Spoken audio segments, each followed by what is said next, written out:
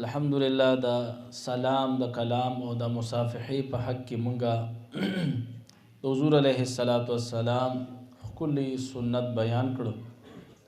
نن مختصرا د گفتگو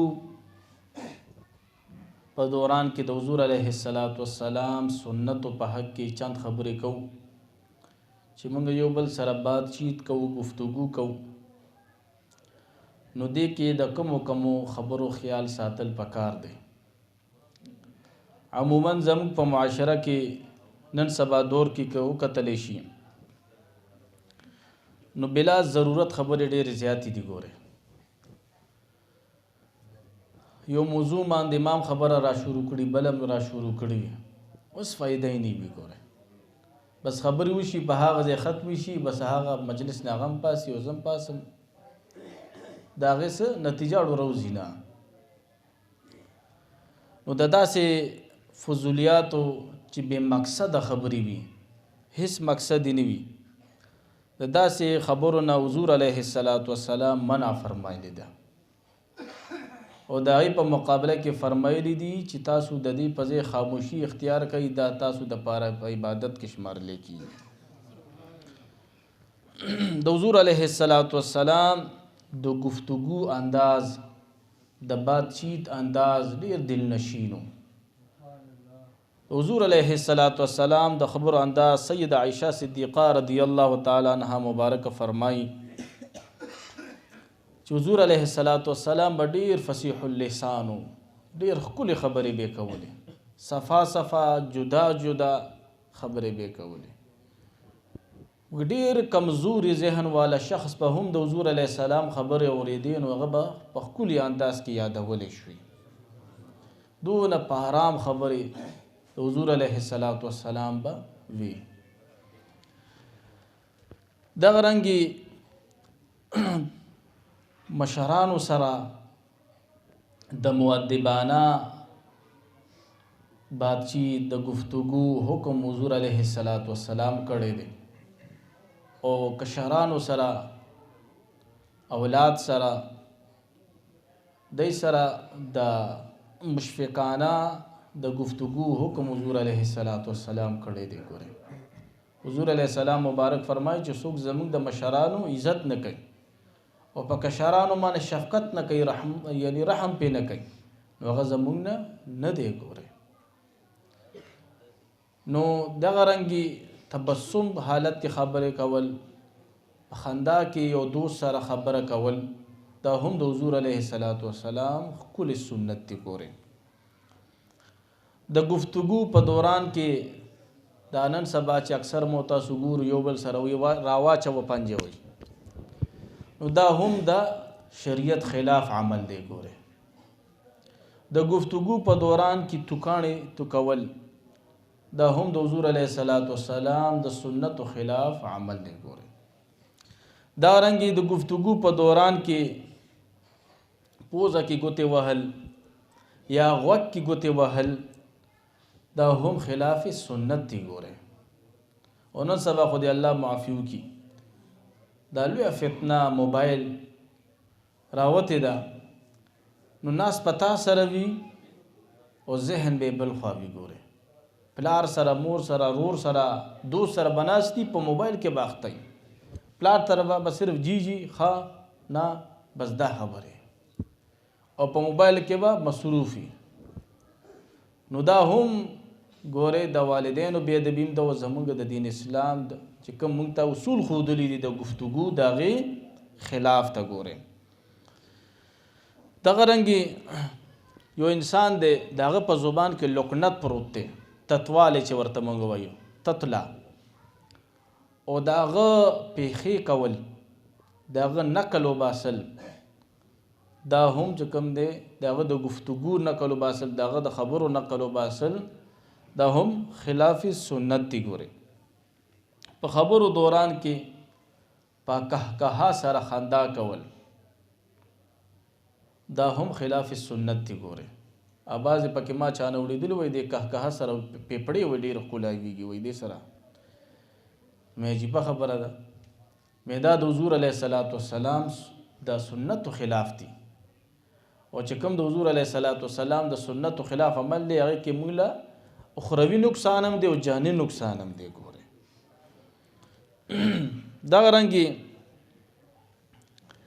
حضور علیه الصلاۃ والسلام مبارک فرمایي که تاسو داسې اشخاص وکتل چې د هغوی دنیا نه زړه موړ دی، یعنی دنیا محبت یې په زړه کې نشته، نو تاسو وایي داسې خلکو سره ناسته شروع کوئ او د دغه ناستې د برکته به تاسو به کې به داسې حکمت راشي، تاسو کې به داسې هوښیارتیا راشي چې تاسو به یا خاموشه پاتې کیږئ او یا به د حکمت نه ډکې خبرې شروع کوئ.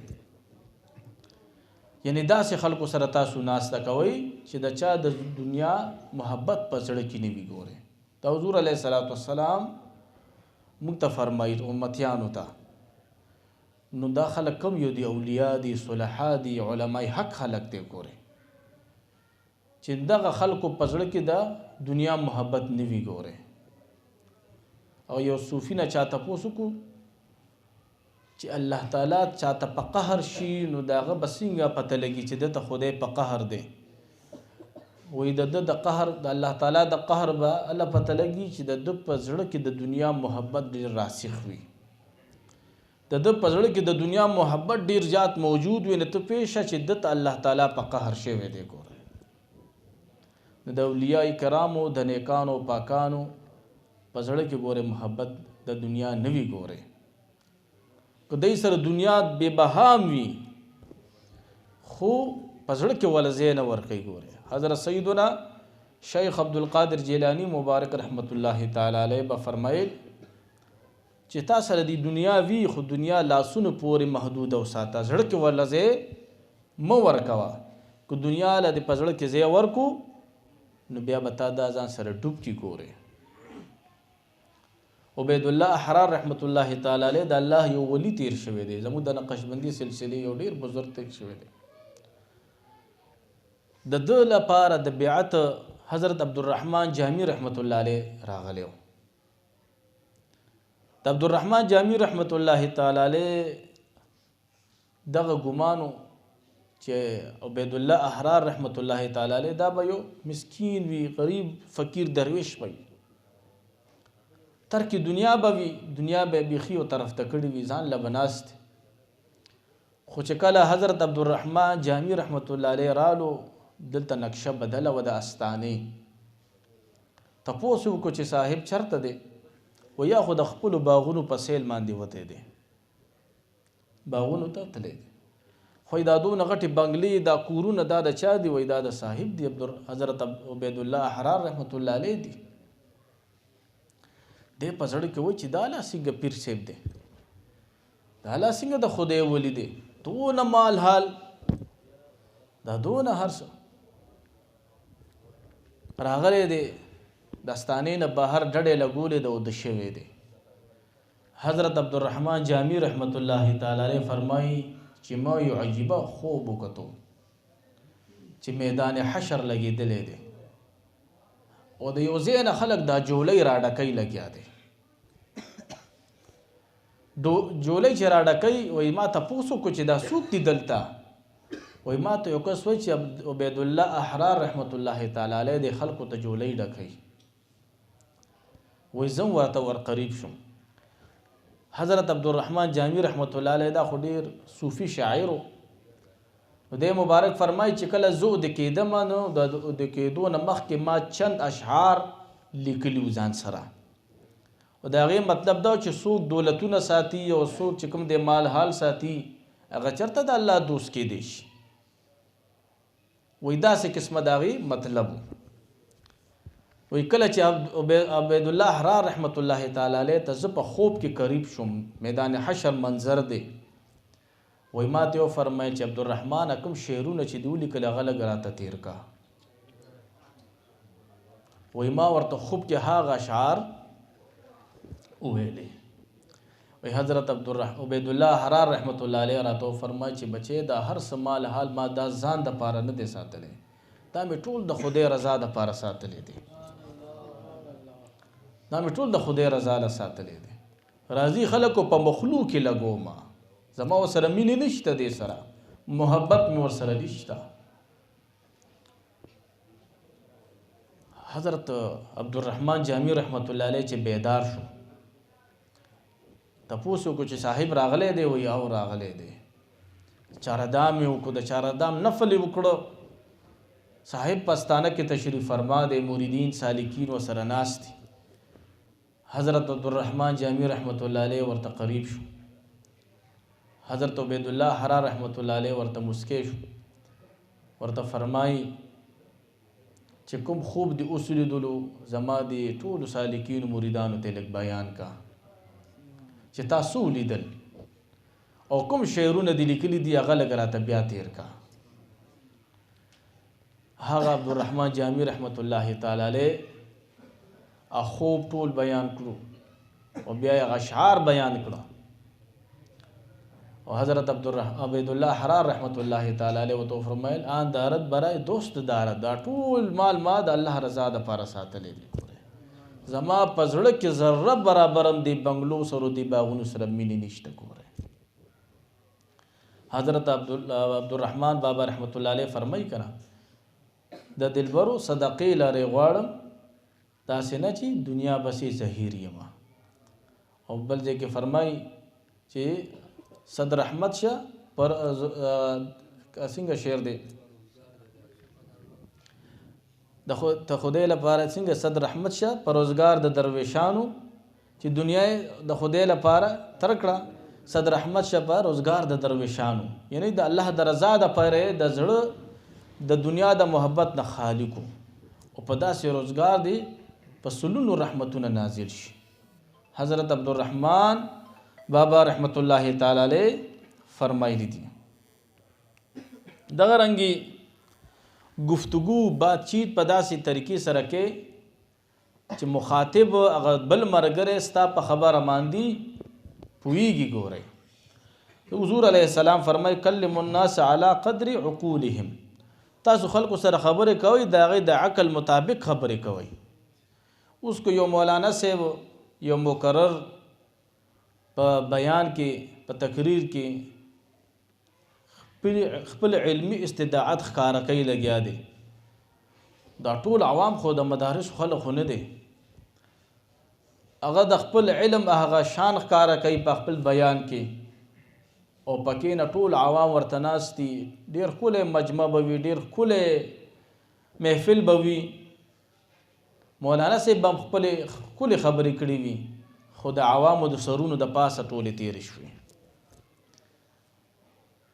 نو ټیک د مولانا صاحب هغه د علم رو په د خلکو باندې قایمه شو، خو مقصد فوت شو. پورې چې کوم مقصد و د عالم دین چې زه دا خلک په دې مسله باندې پوه کړم، زه دا خلک د حضور علیه السلام په مینه په محبت باندې پوه کړم، هغه مقصد فوت شو. داسې انداز داسې الفاظ به استعمالې چې مخاطب ستا په خبره باندې په اسانۍ سره پوهېږي. ګورئ دغه رنګې حضرت عقبه بن عامر رضی الله تعالی عنہ فرمایي چې حضور علیه السلام ته رالم، وایي ما ورته وفرمیل قربان نجات په څه کې دی؟ وایي راته وفرمیل چې عقبه بن عامر نجات په دې کې دی چې انسان د خپله ژبه د بدو خبرونه بند کړي، د بدو خبرونه بند کړي. او د کوم انسان چې په گفتگو کې د عادت وي چې کنزل کوي یا بد رد وي، نو هغه د یو ښکلې وظیفه کوي د هر مانځه نه بعد دا ژبه د په دواړو لاسونو باندې داسې نیسي او یا حفیظو یا سلامو یا حفیظو یا سلامو. نو انشاءالله هر مانځه نه بعد 11 پیرې دا د وظیفه کوي. انشاءالله هفته کې دنه ورور غرور دنه دا عیب الله تعالی ختم کی. ګوره دا چې جاری وساتي نو نورم د ډېر زیاتې فواید دي، د سره به الله تعالی حفاظت کوي د دو او د باندې به هر وخت د الله تعالی د جانبه سلامتیا راوریږي. ګوره رحمتونه به راوریږي. کله چې سحر شي وی دا وجود دا ټول اندامونه د ژبې ته په زبان حال سره ګویا شي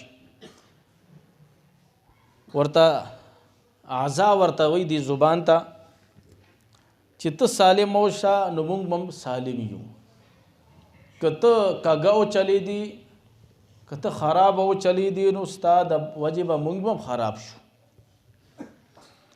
او زموږ په باره کې د الله تعالی نه ویریږه زموږ په باره کې د الله نه ویریږه ګوره ګناهونه خو ډېر ګناهونه دي د لاس نم کېږي د خپو نم کېږي د سترګو نم کېږي د غوږونو نم کېږي خو د زبان چې کومه ګناه ده دې ګوره ډېر کورونه تباه کړه ډېر بې اتفاقیانې یې راوستې ډېر رونه یې جدا کړه ډېر د پلار او د زوی ترمنځ د دې زبان چې کوم دی جداوالی راوستو د خاوند د ښځې ترمنځ یې جداوالی راوستو د رور نه جدا کو دغه زبان چې بد کلامی د چا پرته وي په زبان کې نو د زبان ګناه ګورې بیا ډېره د دې نورو اندامونو نه دا ډېره بیا تیزه ده ګورې نو کوشش کوئ چې څونه خاموشي اختیار کوي دونه پکې فایده ده ګورې نن سبا حضرت مولانا روم صاحب رحمت الله تعالی علیه فرمایي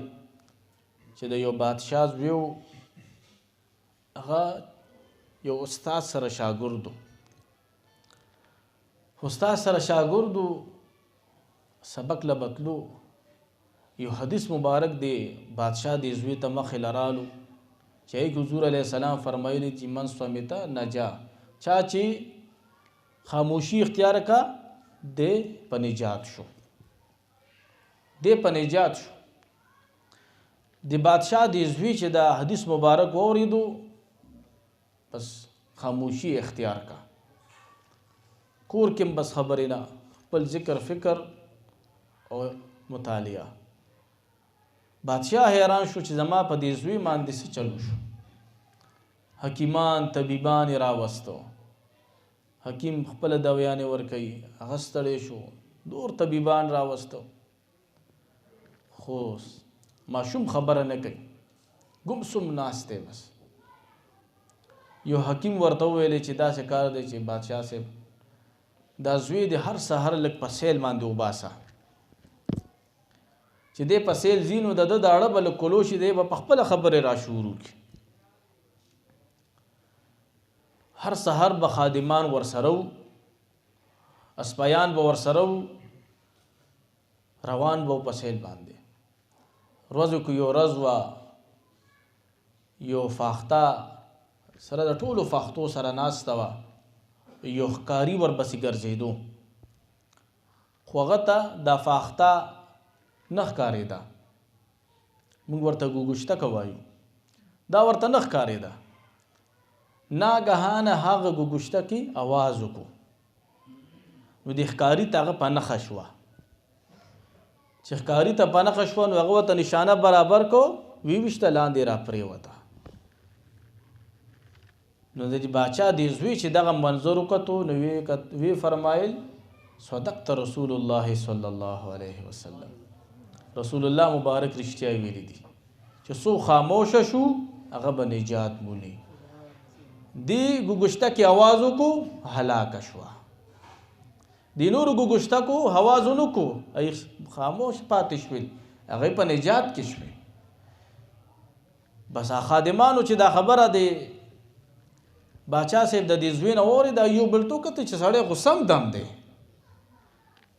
مونږ هسې چې کوم د سهار وختي د سر په سیل باندې راوځو ځان هم په عذابو باچا صاحب یې په عذاب کړی دی طبیبان حکیمان پې ستړی شول واپس یې راوستو باچا سلامت ته وایي چې صاحب ستا دا زوی خو ټیک ټاک دی هلته داسې کار وکړو وایي ښه دی ټیک دی او مونږ چې کوم دی داسې په عذاب کې اخته کړي وو وایي ډېر په قهر او په غوسه کې کوړۍ یې راواغسته او یو جلاد ته یې ورکړه چې زما دا زوی پې خو ووهه دله ښه سزا ورکړه د موږ د ډېر تکلیف راکړو موږ خو دله ډېر خفه وو دی ټیک ټاک وو وایي چې کله به کوړه د جلاد د باچا زوی له ورکوله نو ده به ویل صدقت رسول الله صلی الله علیه وسلم کاش زم خاموشه پاتې شوی وی نو نن به ما وال نه خوړل ما به والو خوړلی.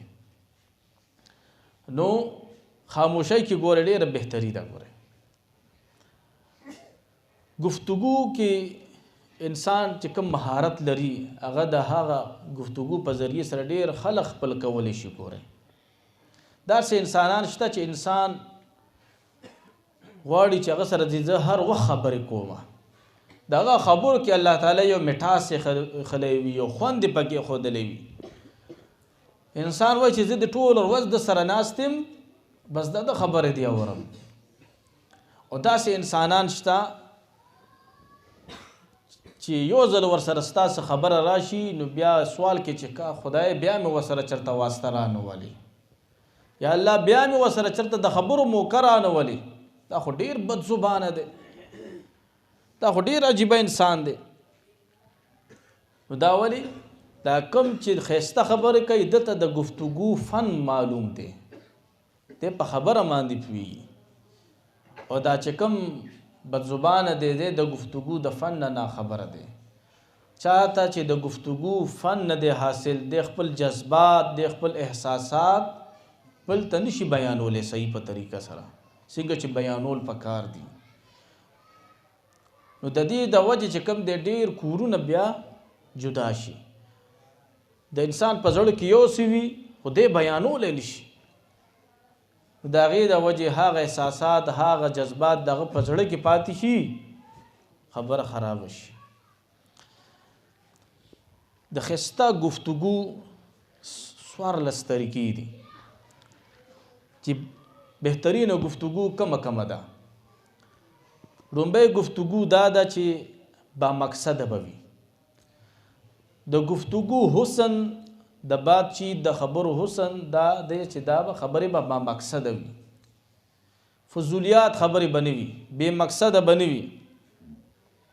که مولانا صاحب هم بیان کوي د هغه هم د بیان یو مقصدي، که یو درویش څه خبره کوي د هغه هم چې کوم دی د بیان یو مقصدي، که یو سالک څه خبره کوي د هغه هم د بیان څه مقصد وي. دغه رنګې گفتگو چې چا سره تاسو کوئ د خبرو په دوران کې د هغه نوم بیا بیا اخیستل په ښه الفاظو سره، دې سره چې کوم دی د بل سړي زړه تاسو ګټلی شئ. ګورئ دا د گفتگو حسن دی. ګورئ د خبرو په دوران کې د یو بل مرګري نوم اخیستل دا چې کوم دی په مخاطب باندې ډېر ښه اثر لړه کوي. ګورئ دغه رنګې د گفتگو په دوران کې کوشش کوئ چې تاسو اورئ ډېر د بل مرګري نه، خبره تاسو کمه کوئ خو اورئ ډېره.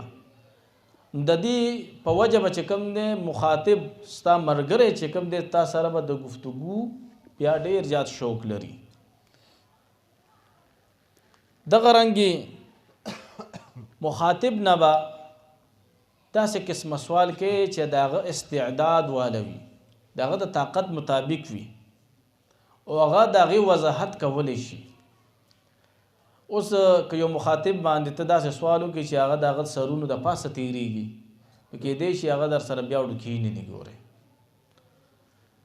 دغه رنګې پنځم نمبر که یو مخاطب تاله د یو خبرې جواب نشي درکولی نو هغه بسې به چیچړ کېږي نه، غریب ته به د دې خبرې جواب نه معلوم. نو که هغه بسې ته چیچړ شي او ان خلې ورپورې نو هغه به بیا ستا سره هېڅ چریم کښېني دي. دا د گفتگو د حسن خلاف دی چې چاله د یو خبرې جواب نه دی معلوم او ته وربسې یا زه وربسې نخلم نو هغه به بیا موږ سره هېڅ چریم چېرته خبرو له کښېني نه. ګورئ دغه رنګې د بل انسان د کیفیاتو د جذباتو ادراک ساتل. یو سړی دی موډ خراب دی، بیمار دی، کور کې څه پریشانی ده او ته د هغه په طبیعت باندې په احساساتو جذباتو باندې پوه شوې او نن ستا موډ چې کوم دی د مزاق دی د خوش طبیعتۍ دی او د هغه موډ آف دی او ته راځې هغه سره خوش طبیعتي کې نو دا به په هغه باندې غلط اثر لړه کوي. دا د گفتگو د حسن خلاف دی او کیدای شي ډېر بارها داسې شوي دي چې انسان په موډ کې وي او بل چې کوم دی څه ټینشن کې وي نو ډېر تعلقات پې خراب شي. دا رنګې اوم نمبر مخاطب چې تا ته څه خبره کوي بل ملګری نو پورا په دهان سره اورېدل دا د گفتگو حسن دی ګوره. او دا رنګې مخاطب چې تا ته څه خبره کوي نو هغه ته پوره کتل د هغه سترګو ته کتل یا د هغه وجهې ته کتل مخ ته کتل دا هم چې کوم دی د گفتگو حسن دی ګوره. او حضور علیه السلام دا هم سنت دی مبارک سره به چې چا خبرې کولی نو هغه پورې به د حضور علیه السلام چهره مبارکه هغه متکلم طرف ته و کلام کوونکي طرف ته به وه سو پورې به چې هغه خپله خبره نه وه پوره کړې هله به حضور علیه السلام د خپل مخ مبارک بل طرف ته بیا وړولو ګورې. نو دا هم د گفتگو یو حسن دی. کوشش پکار دی چې خبرې ساده مخکې دا خبره تیره شو چې څونه ساده سلیس خبرې کې بعض خلک خبرو کې انګلیش ډیر زیات وایي د عربي الفاظ پکې استعمال کی بعضې نو هغه د مخاطب د سرونو د پاسه تیرې شي خبرې نو هغه د هغه بل ملګري ورسره بیا زړه تنګېږي د هغه بیا کوشش شي چې د سره چېرته خبرې ونه کړم. دغه رنګې لسم نمبر د تمیز خیال ساتل یعنی چې مشر سره خبرې څنګه پکار دي کشر سره څنګه خبرې پکار دي. مشر د پاره ښه الفاظ استعمالول جی جان سره خبرې کول ادب سره خبرې کول کشر سره د شفقت معامله کول د مینې محبت د خندا د خوش طبیعتۍ معامله کول د دې خبرو چې کوم دی خیال ساتل. دغه رنګې که تعالی په گفتگو کې چرته غصه درشي په دغه موقع باندې څه پکار دي نو پکار دا دي چې انسان گفتگو لږه بنده کړي هغه مجلس پرېږدي مجلس دی پرېږدي بهر وځي څو پورې چې د ده غصه نه ده سړه شوې دی د هغه مجلس ته دوباره نه راځي یا د چاردام وکړي چاردام سره چې کوم دی دا غصه هم ختمیږي ګورئ. او دا رنګې دا طریقه هم ده که ناست دي وایي سملی دي دې سره د انسان دا غصه ختمیږي ګورئ. که ولاړ وي نو کیدي ني که کېناستو سره هم د ده وایي غصه ختمه نه شو نو بیا دې سملي که سملاستو سره هم د ده دا غصه ختمه نه شو دا مجلس دی وایي پرېږدي بیا بهر دې لاړ شي. نو که چا سره د داسې تلخ کلامي شروع شوه نو کوشش کوه چې دغه موقع باندې مجلس برخاست کوه. په ځان باندې اعتماد ساتل چې چا سره هم ته څه خبره کې په ځان باندې اعتماد ساته که خود اعتمادي درکې نه وه نو تا نه به خبرې ټولې ګډې وډې شي چې کوم مقصد لپاره ته راغلی هغه مقصد به درته حاصل نشي ګورئ. دغه رنګې 12 نمبر په درمیانه آواز سره خبرې کول په چغو سوران سره خبرې کول دا د موږ د شریعت خلاف دي ګوره. نن سبا چې اکثریت خلک کوي په تیز آواز کې په چیخو کې په چغو باندې لګیا وي نه په درمیانه آواز سره. هغه یو صحابي حضور علیه السلام په دربار شریف کې بهر موجود حضرت ثابت بن قیس رضی الله تعالی عنہ کله چې حضور علیه السلام مبارک باندې د سورۃ الحجرات د آیات مبارک نازل شو چې لا ترفعوا اصواتکم فوق صوت النبي چې تاسو خپل اوازونه د حضور علیه السلام په आवाज باندې مو چتوي نو هغه د حضور علیه السلام مجلس پرې خودو ځکه چې آیت مبارک چې ان تحبط اعمالکم وانتم لا تشعرون چې په دغه بې ادبۍ باندې به تاسو ټول عمل ضایع شي او تاسو ته به هیڅ شعور نه وي هیڅ هم درته پته نه وي. نو کله چې دغه صحابي ته د دې آیات مبارک پته ولګېده نو د خیال او ګمان دا و چې د آیات مبارک جوړې زما په حق کې نازل شو ځکه چې په مجلس کې به خو خلقاً زما د آواز د حضور علیه السلام په آواز مبارک باندې اوچتو. حضور علیه السلام تپوس کوي حضرت ثابت بن قیس رضی الله عنه نخکاری صحابه زی تپوس کوي په کور کې ناست دی په جړا دی.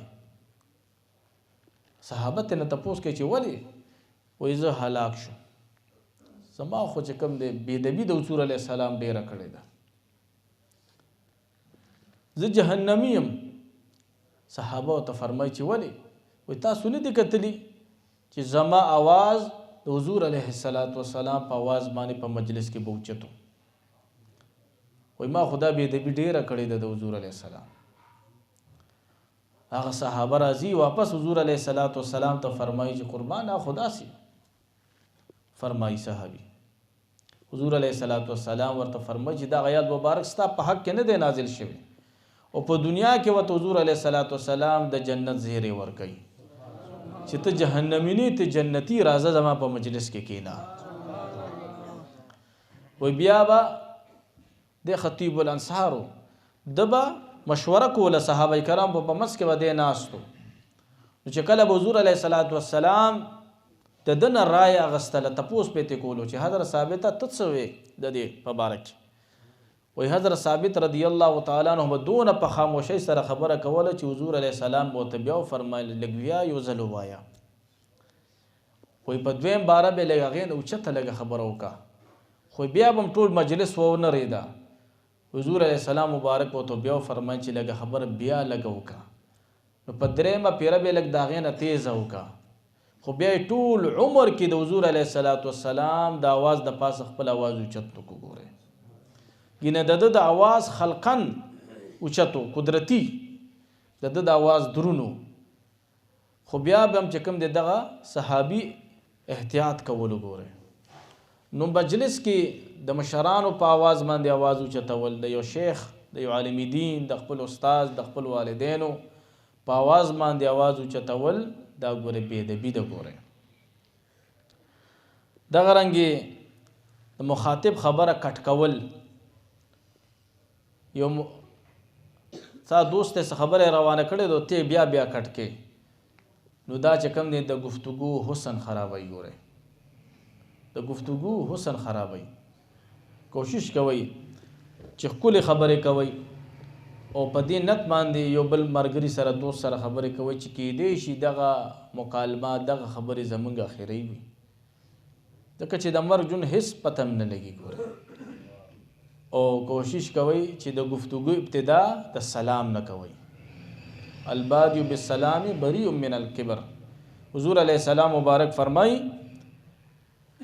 چې سلام کې څوک د خبرو چې څوک ابتدا د سلام نه کوي نو دی د کبر نه خالی دی. ګورئ حضور علیه السلام څه ښکلې خبرې به وي.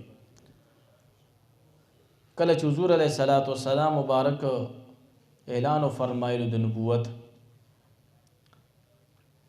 یو زنانه وه هغې ته دا خبره راورسېده چې حضور علیه السلام خو پېژندو یې نه، خو د مکه کې یو ځوان دی چې هغه د نبوت اعلان کړی دی او دغه خبرو کې داسې خوند پروت دی چې څوک هم ورسره خبره وکړي په هغه باندې داسې جادو شي بیا د هغه تابعدار شي. نو دې زنانه داسې کار وکړو چې ټول د کور ساز و سامان یې راغونډ کړو او د مکې معظمې نه کډه وړه. په لاره ورته حضور علیه السلام مبارک مخې ورغو. حضور علیه السلام ورسره هغه د کور ساز و سامان په خپلو لاسونو مبارکو کې واغوستو. مبارک ورته فرمایي چې ته ولې دا مکه معظمه پرېږدې؟ دا زنانه ورته وایي تا ته پته شته دلته یو ځوان راوتی دی محمد نوم دی صلی الله علیه وسلم او هغه یو دعوه کړې ده چې زه نبی یم او دغه خبرو کې داسې یو ښکلی خوند پروت دی چې څوک هم ورسره خبرې کوي په هغه باندې عاشق کېږي، د هغه په جادو کې راګیر شي. نو زه د دې د یارې دا مکه معظمه پرېږدم هسې نه چې د هغه په جادو کې زه معاذ الله راګیره نه شم. حضور علیه السلام دی بیبي سره روان دی، داسې ورته نه فرمایي چې زه خو هغه شخصیت یم که چې کله مکې معظمې نه بهر ووته حضور علیه السلام مبارک ورته هغه د کور ساز و سامان کېښودو. د بیبي ورته وایي چې ته څوک یې؟ ته خو هم ډېر ښکلی ځوان یې او ډېرې ښکلې خبرې کوي، ډېر ښکلي اخلاق درکړي دي. د حضور علیه السلام مبارک ورته فرمایي چې زه هغه شخصیت یم چې د چا د وجې ته مکه معظمه پرېږدې. هغه بیبي ورته حیرانه شوه چې ته محمد رسول الله یې. وایي زه محمد رسول الله صلی الله علیه وسلم. وایي ما خو په تاسو بسې په لاره ډېرې خبرې وکړي، تا ما ته هېڅ هم ونه ویلې. ستا داسې صبر دی، داسې تحمل دی، داسې ښایسته اخلاق. شابه ما ته کلمه حق ووایه مسلمانه کېږم. هغه بیبي واپس هغه ټول د کور ساز و سامان روړو او مکه معظمه کې ډېره شوه. نو داسې ښکلي د حضور علیه السلام زبان مبارکو. حضور علیه السلام مبارک فرمایي چې مؤمن سړی به هیڅ چریم چاله تانه ورنکي. مؤمن سړی به هیڅ چریم چاته لعنت خبرې ونکي. مؤمن سړی به هیڅ چریم چرته بدزباني ونکي. مؤمن سړی به هیڅ چریم چرته فحش خبرې ونکي. ګوره بل حدیث مبارک کې راځي چې څوک فحش خبرې کوي، د دا طریقه د فحش د خبرو عامه وي، هر وخت چې د بېحیایي ډکې خبرې کوي، په ده باندې د جهنم چې اور حلال دی او جنت پې حرام دی. ګوره نو دغه رنګې حضور علیه السلام مبارک فرمایي چې کوم انسان په خپلو خبرو کې مبالغې ډېرې کوي، په خپلو خبرو کې مبالغې ډېرې کوي، د لپاره چې کوم دی هم هلاکت دی. لکه خپل ځان چې کوم دی ډېر اوچت حسابوي، یا که یو څیز خرڅوي هغه به عام څیز یو دی، په خپلو خبرو کې دونه مبالغه هغه څیز دپاره وکړي چې اسمان ته وخیچوي او هغه دونه نه وي. حضور علیه السلام مبارک فرمایي چې د داسې انسان دپاره هلاکت پروت دی. حضور علیه السلام مبارک فرمایي چې په ورځ د محشر به زما محبوب هغه شخصیت وي، په ورځ د محشر به ما سره قریب هغه شخصیت ولاړي چې چا په دنیا کې خو اخلاق ساتلي دي. ګوره چې تا ته حضور علیه السلام خپل محبوب ویلی دي چې ښه اخلاق ومانې، نو بیا ښه اخلاق ځان کې راوله که نه. دغه رنګ حضور علیه السلام مبارک فرمایي چې په ورځ د محشر به زما په نیز باندې ناخوښه انسان هغه وي او زما نه لرې به هغه انسان ولاړي چې په دنیا کې فخر به کولو، فخرونه به کول او هر ټایم به د تکبر نه خوله ډکه وه، تکبر خبرې به ډېرې زیاتې کولې. وایي داسې انسان په ورځ د محشر به زما ډېر ناخوښه په سترګو باندې راځي. او چې کوم انسان ښکلي اخلاق ساتلی دي په ورځ د محشر به دا زما محبوبي او ما سره به جوخ ولاړي. ښکلي اخلاق ساتل. حدیث مبارک کې راځي چې کوم انسان ښکلي اخلاق وي دی به ډېرو د عبادت ګزارو، د ډېرو تهجد ګزارو نه اوچته مرتبه په ښکلي اخلاقو سره واخلي. ګورئ حضور علیه السلام مبارک ته یو انصاری راځي، عائشہ بی بی رضی الله عنها مبارکه فرمایي چې زه ورسره کور کې تشریف فرموم. وایي ما ته وفرمایل چې دا په دې مدینه منوره کې ډېر تیز سړی دی، بد زبانه سړی دی او د خپل قوم ډېر خراب سړی دی. حضور علیه السلام مبارک ورته چې بهر ووتو، حضور علیه السلام مبارک ډېر د ښکلي اخلاقو مظاهره ورسره وکړه. کور ته واپس تشریف وروړو. حضرت سید عائشہ صدیقه رضی الله عنها مبارک فرمایي چې ما ورته وفرمیل قربان تاسو خو ویلې چې دا خو ډېر بد اخلاقه دی او ډېر بدترین سړی دی په خپل قوم کې، او تاسو ورسره داسې ښکلي اخلاق وساتل. حضور علیه السلام مبارک راته وفرمیل ای عایشې زه تا چېرته په بد اخلاقۍ سج کړی یم؟ دا خو هغه اخلاق خراب دي، زما اخلاق خو ښکلي دي که نه. د انسان د اخلاقو هله پته لګي چې ستا چېرته بد اخلاقه سره دغه راشي، واسطه راشي. ښکلي اخلاق والا خو هم تا سره ښکلي اخلاق به ساتي، ته به ورسره ښکلي اخلاق وساتې، خو ستا د اخلاقو به هله پته لګي چې ستا چېرته یو جاهله انسان سره یو بد اخلاقه بد کرداره بد عمله سړي سره چېرته واسطه راشي نو هله بس ستا د اخلاقو امتحان دی بیا چې په دې موقع باندې بیا ته څه کې لګې الله تعالی دې زمونږ ښکلي اخلاق نصیب کړي او الله تعالی دې زموږ د ټولو ایمان سلامت وګرځوي کوشش کوئ چې د فحش خبرونه ځان ساتئ د کنزلو نه د بد ردو نه ځان ساتئ الحمدلله مونږ متصوف والا خلک یو د تصوف والا خلک یو او الحمدلله مونږ ته د خپل مرشد پاک نه ښکلي وظایف ملو دي بس دې باندې چې زما ستاسو هر ټایم خلال بندئ بس موږ لپاره دا ډیره ده کوشش کوئ چې با مقصده خبرې کوئ د فضولیاتو نه ځان ساتئ بعضې خلک وایي یاره فارغه ومه نو بس ما یې راځه لږ بهر روځه لږ چکر ووهه کښېنه